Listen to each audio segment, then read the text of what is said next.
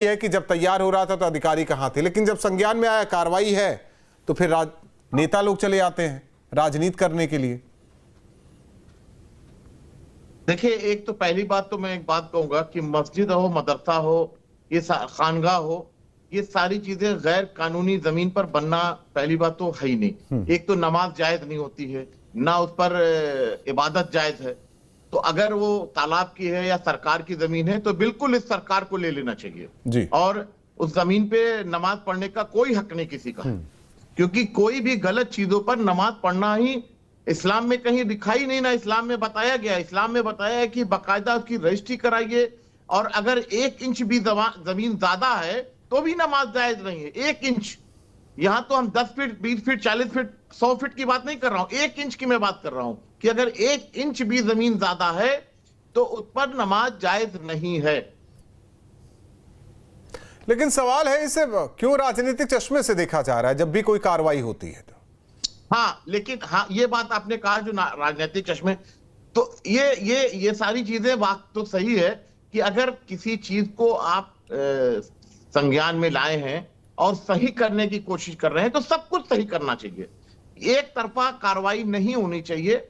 आप सब कुछ सही करिए कि प्रदेश में एक सौहार्द बना रहे, लोगों को महसूस हो कि हम एक के ऊपर कार्रवाई नहीं कर रहे हैं, हम सारे लोगों को एक ही नजर से और एक चश्मे से देख रहे हैं।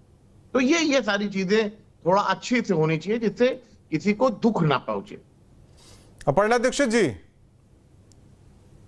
एक नजर से कब देखा जाएगा? मेजर साहब, रवैया अख्तियार करना चाहिए जिससे किसी को कोई आहत ना हो, उसको ये लगे कि न्याय मिल रहा है। जब अन्याय महसूस होगा कि अन्याय हो रहा है तो जाहिर सी बात है कि अपनी आवाज तो उठाएगा ये आदमी। तो अपनी आवाज उठाने में उसमें ये लोगों को ये लगता है कि ये गलत हो रहा है। तो अगर ये जो भी चीजें अगर हुई हैं या हो रही हैं तो उसमें न्याय होना चाहिए और न्याय निष्पक्ष होना चाहिए। कभी भी 2 चश्मे से नहीं देखना चाहिए किसी चीज को। अगर हम सरकार चला रहे हैं तो सरकार को सबको साथ, सबका विकास जो कहा जाता है उसको अख्तियार भी करना चाहिए। नहीं, ठीक है, ये भी तो बोला गया, क्योंकि 2 चश्मे कभी ये भी तो बोला गया कि आप कानून से बंधे हुए हैं और कानून के दायरे में रहिए। दलित हो, कानून के दायरे को तोड़ा गया तो कानून के हिसाब से ही कानून व्यवस्था बनाए।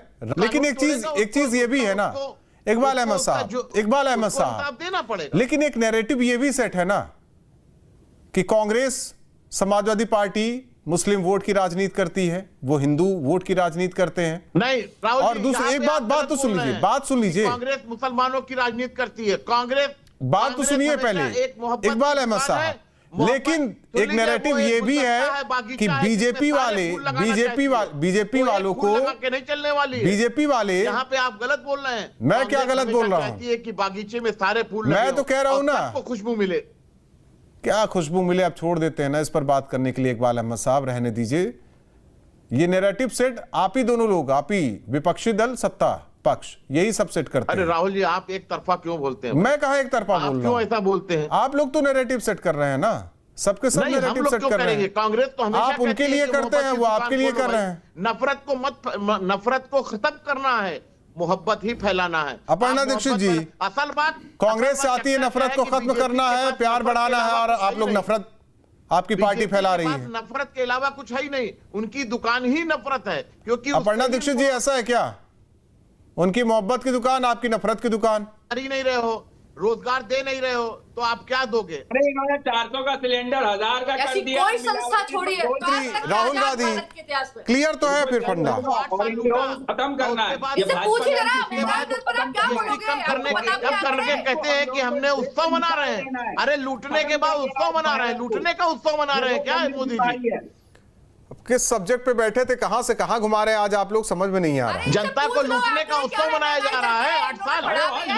पूरा देश बेच खाया इन लोगों ने अडानी अंबानी के नाम पे। ये राम मंदिर